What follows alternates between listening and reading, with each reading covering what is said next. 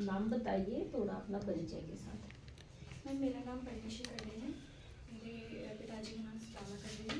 मैं बैतूल से हूँ और मैंने JH कॉलेज बैतूल से BA किया है इंग्लिश लिटरेचर, पॉलिटिकल साइंस और इकोनॉमिक्स में, और वहीं से MA किया है इंग्लिश लिटरेचर।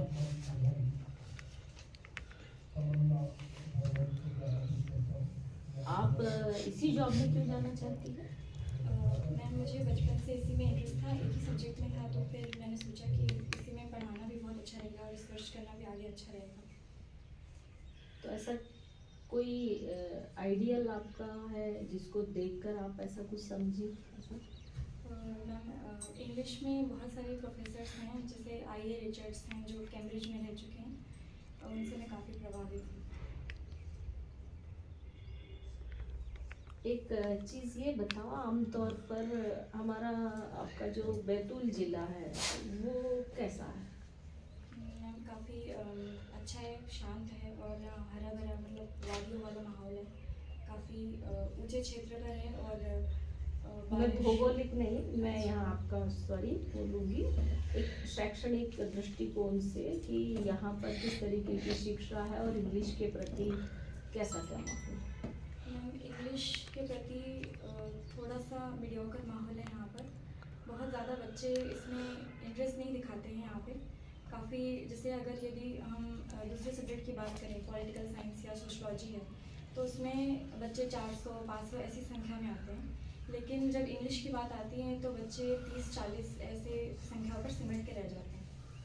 यानी सीधी तौर पर कि बैतूल में अंग्रेज़ी के प्रति झुकाव नहीं है और कम देते हैं। सपोज़ आपकी अगर नियुक्ति होती है और आप बैतूल में पढ़ाते हैं, तब आप बच्चों में एक इंग्लिश के प्रति भय भी रहता है, बोलने में सुविधाजनक नहीं होती, तब आपका उन बच्चों के प्रति पढ़ाई को लेकर क्या तरीका अपनाएंगी और कैसा माहौल देंगी उनको? मैम पहले मैं सभी बच्चों की एक साथ काउंसलिंग करूँगी कि उनमें से कितने बच्चे हैं जो भाषा से पहले से अवगत हैं, जैसे उनको अगर बेसिक्स आते हैं तो वो ज़्यादा अच्छे से कर सकते हैं, और यदि उन्हें नहीं आते हैं तो मैं उसमें पहले उनकी मदद करूँगी। फिर उनको मैं समझाऊँगी कि कैसे इसमें आगे करियर के क्या क्या ऑप्शंस हैं, ताकि वो अब सोच समझ के इसमें अच्छे से आने की कोशिश करें। जहाँ तक ग्रेजुएशन में मेरे ख्याल से 3 साल में इंग्लिश कंपलसरी है, एक है ना छोटे सब्जेक्ट के, उसमें भी पास होना ज़रूरी होता है। बच्चे उसको भी लेकर डरे हुए रहते हैं, तो कोई टेक्निक है, कुछ ऐसा तरीका है जिसमें आप बच्चों के मन से, विद्यार्थी के मन से उस भय को निकाल कर बहुत आसानी से उसको सिखाएं? मैम सबसे पहले तो उनको उनकी ही भाषा में पहले प्रवीण होना ज़रूरी है, ताकि वो जब अनुवाद से सीखते हैं सबसे पहले, तो उनको हिंदी जैसे उनकी मातृभाषा है तो उसमें उनको पहले अच्छे से आना चाहिए। फिर हम उनको दूसरे तरीके बता सकते हैं, जैसे मनोरंजन के साधन हैं, जैसे कोई इंग्लिश के जो शोज़ होते हैं, TV शोज़, उसमें सबटाइटल आते हैं, तो पहले उनको देखें, उसमें समझें कि क्या व्यक्ति बोल रहा है, तो वो समझने में थोड़ी ज़्यादा आसानी होती है उससे। तो ये काफ़ी आसान तरीका होता है। आजकल ज़्यादातर जो बच्चे इंग्लिश सीखते हैं वो ऐसे ही सीखते हैं, शोज़ देख के। और फिर उनको मतलब बेसिक फिर उनको सिखाया जा सकता है कि स्ट्रक्चर कैसा है ग्रामर का। जैसे वो यदि मेरे पास आकर बोलेंगे कि मैंने ये सेंटेंस देखा है और इसमें आप मुझे बताइए कि मुझे मतलब तो समझ आ रहा है, ये स्ट्रक्चर कैसे हुआ, तो फिर मैं उनको बेसिक से और अच्छे से समझा सकती हूँ। एक ये चीज़ देखी जाती है कि बच्चा बोलने के लिए तो ठीक है, लेकिन जब लिखने की बात आती है तो एक एप्लीकेशन हिंदी में भी ठीक से नहीं लिख पाता है, तो इंग्लिश में कैसे लिखें? मैम उसके लिए तो प्रैक्टिस करना पड़ेगा और स्ट्रक्चर को पहले समझने की उनको बहुत ज़रूरत है, मेहनत करनी पड़ेगी। वो बच्चा करेगा कि आप करवाएंगी? मैं वही तो पूछ रही हूँ आपसे। जी आप मैम, बच्चे की तरफ डालकर उस गेंद को फेंक रही हैं बार बार, मैम मैं और उस उन्हें पर समझाऊंगी कि उसमें टिप्स क्या हो सकती है, उसका फॉर्मेट केवल समझाने से बच्चा सीख लेता है? तब से आप इसी चीज़ को जो है ना इन्हीं शब्दों को प्रयोग में ला रही हैं, और मैं वही पूछ रही हूँ कि आपने कोई ऐसी टेक्निक अपनाई है या कुछ ऐसा है कि जो आप खुद बच्चों को करवाएं?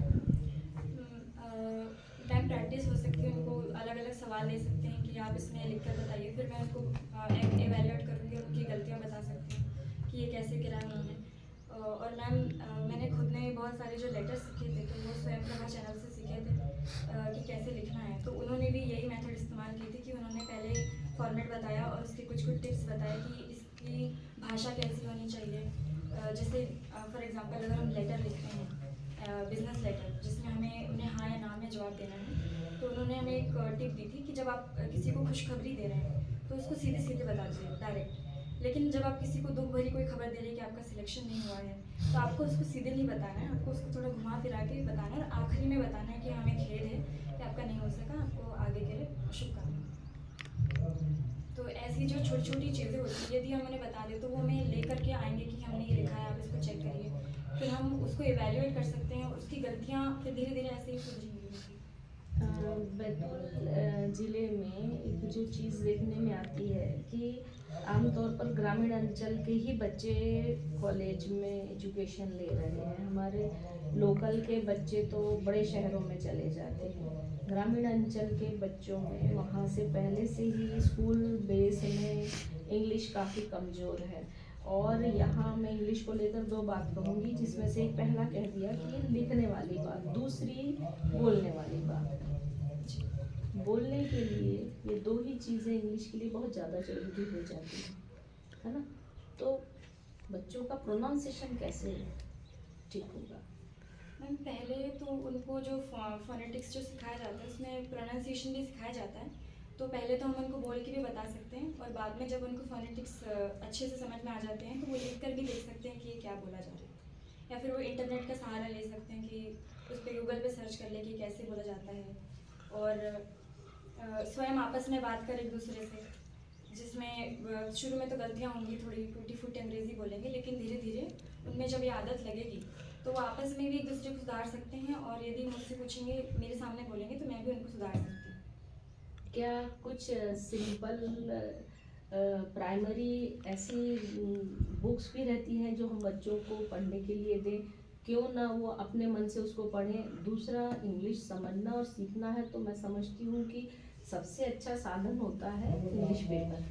जी आपने कहीं भी उसका जिक्र नहीं किया। मैम इंग्लिश पेपर बहुत कठिन होता है क्योंकि उसकी वोकैबुलरी पढ़े तो बुक्स, मैं इसलिए बोली प्राइमरी बुक्स की बात कर रही हूँ। पर जहाँ तक इंग्लिश अगर है, कोई भी ग्रेजुएशन के बाद जब पीजी में भी जाते हैं उन बच्चों को भी ये कहा जाता है कि आप इंग्लिश पेपर करें। मैम बैतूल क्षेत्र में इंग्लिश के अच्छे पेपर उतने आते नहीं हैं, जो आते हैं तो बहुत महंगे हैं। सारी हम बैतूल के लिए नहीं, अब ये सब बच्चों की बात है। एक दिन पुराना आता है, मुझे भी मालूम है, आज का पेपर कल आता है। और मैम जो अच्छे पेपर है वो यहाँ आते भी नहीं है, जैसे द हिंदू है वो सबसे बेस्ट है, एक दिन बाद आते हैं। जी। तो वो और ग्रामीण अंचल के बच्चों के लिए बहुत महंगा हो जाता है उसको लेना, इसीलिए मैं पेपर की बजाय जो सस्ते और फ्री के जो माध्यम आजकल तो हैं, इंटरनेट पे आते हैं पेपर इंग्लिश। मैम वो पायरेटेड होते हैं, फ्री में नहीं आता उसके लिए, जो मैम सब्सक्रिप्शन लगा के रखते हैं तो वो भी काफ़ी महंगे होते हैं।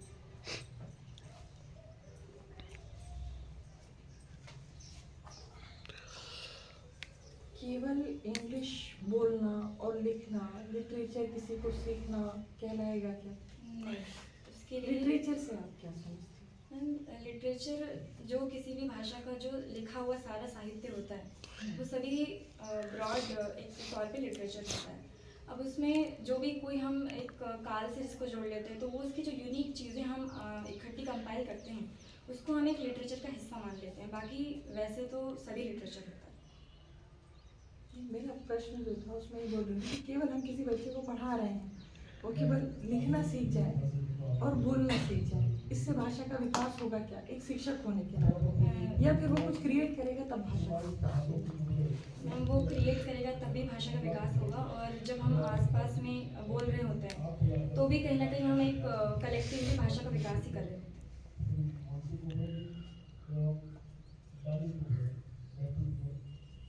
इसकी कुछ मेथोडोलॉजी आप मेरे रिसर्च के क्षेत्र में कुछ नहीं किए है ना? हैं। जी नहीं मैम, अभी मैंने आप कुछ करना चाह रही हैं इसमें? सोचा है मैंने कि मैं इसमें पीएचडी करना चाहती हूँ। अभी मैं इसके लिए कुछ मार्गदर्शन लूँगी अपने प्रोफेसर से। कोई ऐसा फेवरेट पोएट है आप? जी मैम, रॉबर्ट फ्रॉस्ट। शेक्सपियर वगैरह इन लोगों से नहीं प्रभावित है थोड़ा?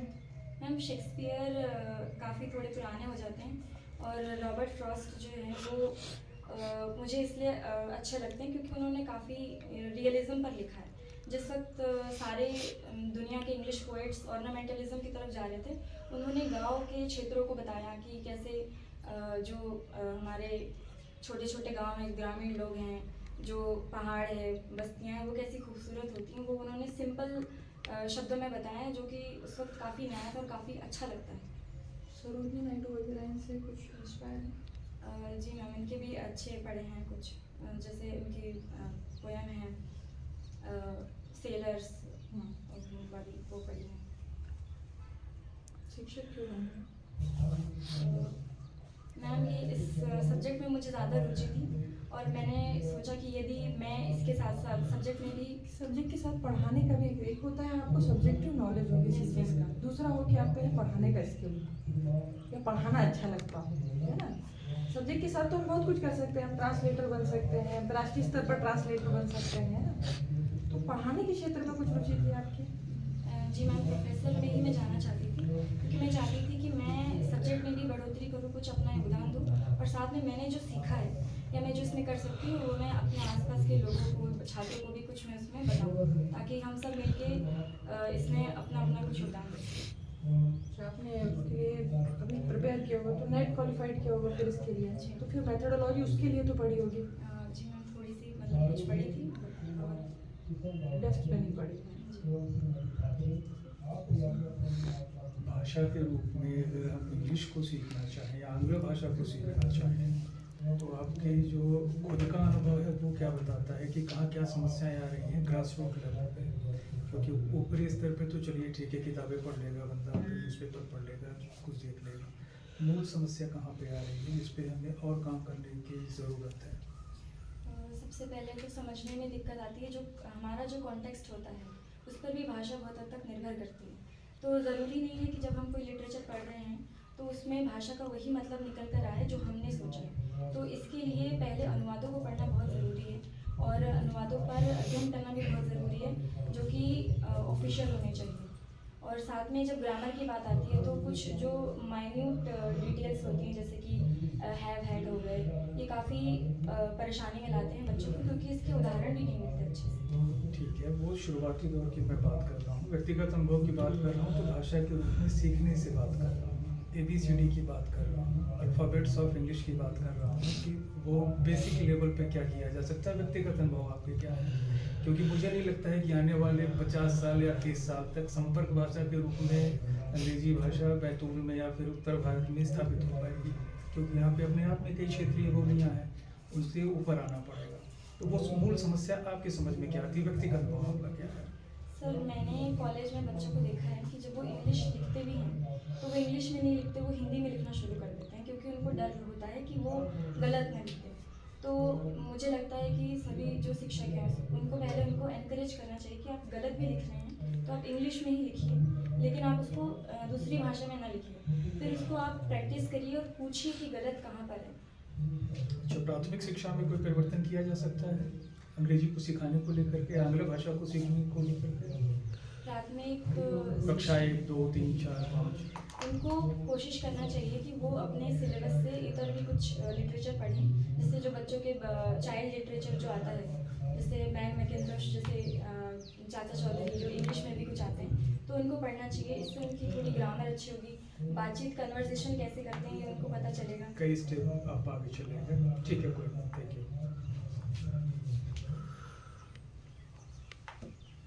आप बता सकते हैं भारत में इंग्लिश की शुरुआत कब और कैसे हुई थी? सर, इंग्लिश अगर शब्दावली की बात की जाए रोमन, तो वो तो जब इंडो ग्रीक्स आए थे बहुत पहले, शायद 6वीं शताब्दी के करीब, उसी वक्त भारत में रोमन जो लेटर हैं उसके मिलते हैं।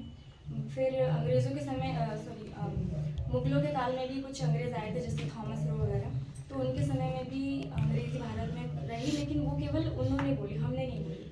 फिर जब भारत में ब्रिटिश शासन आया तब लॉर्ड मैकॉले आए 1859 के समय, उन्होंने 54 के समय, तब उन्होंने याद नहीं आ रहा, तब उन्होंने भारत में अंग्रेज़ी शिक्षा लगा दी। तब से हम लोग काफ़ी अंग्रेज़ी शिक्षा के साथ चल रहे हैं। अभी जो है हमारे देश में ये बोला जाता है कि हिंदी पर सबको गर्व करना चाहिए। आप इंग्लिश के प्रोफेसर हैं, क्या आप भी अपने बच्चों को यही सिखाते हैं? सर मुझे लगता है कि सभी को अपनी मातृभाषा पर गर्व होना चाहिए हाँ। और अपनी भाषा पर गर्व करने का ये मतलब नहीं होता कि हम दूसरी भाषा को गिरा रहे हैं। हम सभी भाषाओं पर गर्व कर सकते हैं जो हमारी दोनों में से यदि किसी एक भाषा को चूज करना पड़े तो आप बच्चों को क्या बताओगे? सर ये तो उनकी अपनी चॉइस होनी चाहिए कि वो किस पर जाना चाहते हैं। यदि उन्हें करियर इस फील्ड में बनाना है तो वो करियर वाइज इंग्लिश को चूज़ कर सकते हैं, अपनी पर्सनल लाइफ में उनको हिंदी चूज़ कर सकते हैं। अच्छा, आपके घर में कौन सी लैंग्वेज इस्तेमाल की जाती है? सर मेरे घर में हिंदी बोली जाती है। हिंदी बोलेंगे। ये जो नई शिक्षा नीति आई है इसमें मातृभाषा में शिक्षा का कहीं उल्लेख है, जी सर। आप बता सकते हो कब, कैसे, किस लेवल तक? सर उसमें लिखा है कि कक्षा 5वीं तक जो बच्चों की रीजनल भाषा है उसी में उनकी पढ़ाई हो तो बेहतर है मीडियम। क्यों बेहतर होगा? सर क्योंकि बच्चे जो घर से सीख कर आते हैं, जैसे अर्ली चाइल्डहुड केयर की बात होती है तो बच्चे सबसे पहले घर से ही बोलना सीख कर आते हैं। तो उनको यदि उन्हीं की भाषा में सिखाया जाए तो वो अच्छे से बेहतर तरीके से सीख सकते हैं बजाय किसी नई भाषा के जो उनके घर में नहीं बोली जाती। तो ऐसा नहीं लगता कि कहीं एक जो नींव है वो हमारे किसी अलग लैंग्वेज में बनी है, उसके ऊपर बिल्डिंग किसी जो आगे के माले हैं वो किसी अलग लैंग्वेज में बना दिया जाए, अलग मटेरियल से बना दिया जाए तो कुछ डिस्टर्बेंस होगा? सर ये तो निर्भर करता है कि वो व्यक्ति कैसा है। यदि पढ़ाने वाले सर पढ़ने वाले बच्चे पर भी और पढ़ाने वाले पर भी कि वो कैसे पढ़ाते हैं। यदि कोई चाहे चलो, तो ठीक दोनों है। भाषाओं में भी। अभी आपने बोला था कि स्वयं प्रभा चैनल जो है इसका आपने उपयोग किया है अपने इंग्लिश को ठीक करने के लिए, बताएं जरा ये स्वयं प्रभा चैनल के बारे में कुछ। सर ये 32 चैनल है जो फ्री DTH पर उपलब्ध हैं। इसमें KG फर्स्ट क्लास से लेकर पोस्ट ग्रेजुएशन तक का मटेरियल उपलब्ध है जो बच्चे फ्री में मतलब देख सकते हैं, अपनी पढ़ाई के लिए उपयोग कर सकते हैं। अभी न्यू एजुकेशन पॉलिसी में है कहीं इसका उपयोग? सर हो सकता है यदि इसमें इंटीग्रेटेड सर कम्युनिकेशन टेक्नोलॉजी का इस्तेमाल है नई एजुकेशन पॉलिसी में तो बच्चे इसका भी इस्तेमाल कर सकते हैं क्योंकि हमें शिक्षा को टेक्नोलॉजी के साथ में 21st सेंचुरी से अलाइन करना है। क्या चुनौतियाँ अभी हमारे बीच में ऑनलाइन शिक्षा के लिए? सर अभी तो सबसे पहली तो आर्थिक समस्या हो सकती है, सभी लोगों के पास उन डिवाइसेस की उपलब्धि नहीं हो सकती। दूसरी चीज़ जो इंटरैक्टिव होती है ऑनलाइन में वो उतना संभव नहीं हो पाता। जैसे टीवी में यदि आप देख रहे हैं तो आपको जो मिल रहा है आपको उसी में संतुष्ट रहना है। आपके मन में यदि कोई सवाल आता है तो आप उसको वहाँ बता नहीं सकते। और एक जो सामने जो रहता है टीचर, उससे आपकी जो फैमिलियरिटी होती है वो ऑनलाइन शिक्षक से उतनी हो नहीं पाती। कई बार नेटवर्क अटकता है तो एक साथ बच्चे बोल भी नहीं पाते। और कुछ पोर्टल बताओ ऑनलाइन शिक्षा के लिए और कहाँ कहाँ? सर एक दीक्षा पोर्टल है हाँ। जो छोटे बच्चों के लिए है और एक ये स्वयं पोर्टल है हाँ। और एक और प्लेटफॉर्म बता दीजिए, सामान्य से प्लेटफॉर्म बता दीजिए जहाँ कोई भी बच्चा उसे एक्सेस कर सकता है एजुकेशन के लिए ऑनलाइन।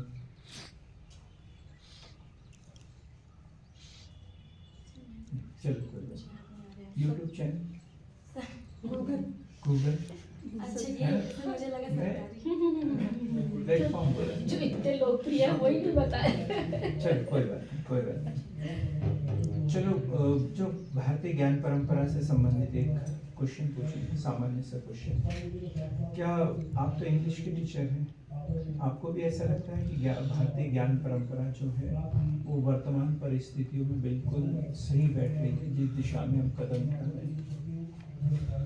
क्योंकि आपने तो इंग्लिश या फॉरेन लिटरेचर ज़्यादा पढ़ा है। सर मैं एक्सट्रीम पे नहीं मतलब जाना चाहती। मतलब मुझे लगता है कि हर चीज़ के कुछ ना कुछ नुकसान कुछ फ़ायदे होते हैं, पर मुझे लगता है कि जो हमारी पुरानी पद्धति हैं उसके फ़ायदे ज़्यादा हैं क्योंकि उसमें बच्चों को नेचर से, प्रकृति से, अपने आसपास से एक्सपीरियंशियल लर्निंग पर फोकस है और साथ में उनको सीखने पर, जो वोकेशनल एजुकेशन है उस पर ज़्यादा फोकस है। जैसे जो सुश्रुत थे, वो उनका एक जो आश्रम था उसमें वो अपने जो छात्र होते थे उनसे स्वयं ही जो सारा काम करवाते थे। तो ऐसी जो शिक्षा होती है इसमें सीखने के ज़्यादा मौके होते हैं। ये नई शिक्षा पद्धति है, इसमें कहीं महिला सशक्तिकरण आपको नजर आता है?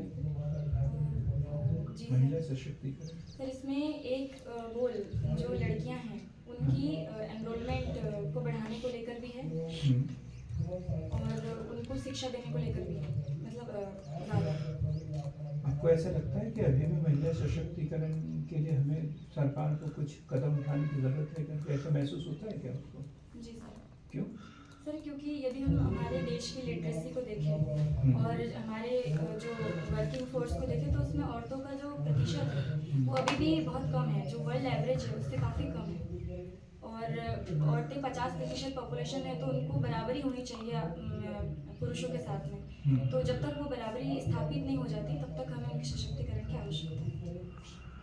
तो इसके लिए सरकार के ऊपर हम ज़्यादा डिपेंड रहेंगे या सामाजिक जागरूकता पे? सर ये दो तरफा होना चाहिए, समाज को भी ध्यान देना चाहिए और सरकार को भी ध्यान देना चाहिए। चलो ठीक है मैडम, आप कुछ जैसे कि अभी बात हुई थी और आपने बताया अपनी फेवरेट पोएट का नाम बताया, तो वो विदेशी भारत में है कोई ऐसे? हम भारत में अभी के समय में कोई उतने हैं नहीं।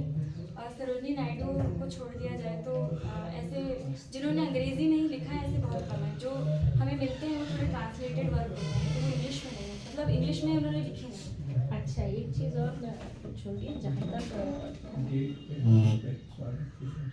मैंने जो थोड़ा सा एक इंग्लिश और हिस्ट्री की, चूँकि मैं हूँ और मेरी जब डिस्कशन होता था तो उसमें मैंने देखा सिलेबस में कहीं कहीं कि हमारे यहाँ पर भी वो सिलेबस पढ़ाया जाता था और वो इंग्लिश में भी मुझे मिला है। तो फर्क ये होता था कि हिस्ट्री का जो होता था उनका अपना दृष्टिकोण अलग होता था, उनका लिटरेचर वाला होता था पीरियड। तो उसमें मैंने जो देखा है उसमें आपके यहाँ पर थिंकर्स पढ़ाए जाते हैं, है ना? और हिस्ट्री में भी थिंकर्स हैं, पॉलिटिकल साइंस में भी है, सोशियोलॉजी में भी है। तो आप लोग भी जो थिंकर्स पढ़ते हैं उसमें भारतीय कुछ थिंकर्स जी है? श्री अरबिंदो हैं, उनके सावित्री पढ़ाई जाती है जो कि बहुत फिनोमिनल वर्क माना जाता है इंग्लिश का। उसमें उन्होंने मतलब जो सावित्री जो हमारी जो देवी हैं गायत्री देवी के रूप में मानी जाती हैं, उनकी एक बहुत कथा भी प्रसिद्ध है, सत्यवान सावित्री। तो वो कथा उन्होंने बहुत अच्छे से बताई है, उसमें काफ़ी एक्सपांड करके बताई है, तो वो बहुत बढ़िया काम है। और साथ ही साथ जैसे आप लोग जो विदेशी इसका फॉरेन वाला पढ़ाते हैं उसमें इंग्लैंड में और यूरोप की कंट्री में एक आधुनिक काल का एक समय हुआ था जिसमें काफ़ी इंग्लिश के लिटरेचर इंग्लिश के उस समय में हुए हैं और उसी वजह से ये सारी बातें आई। ऐसे ही इसी चीज़ को लेकर मैकाले भारत आए थे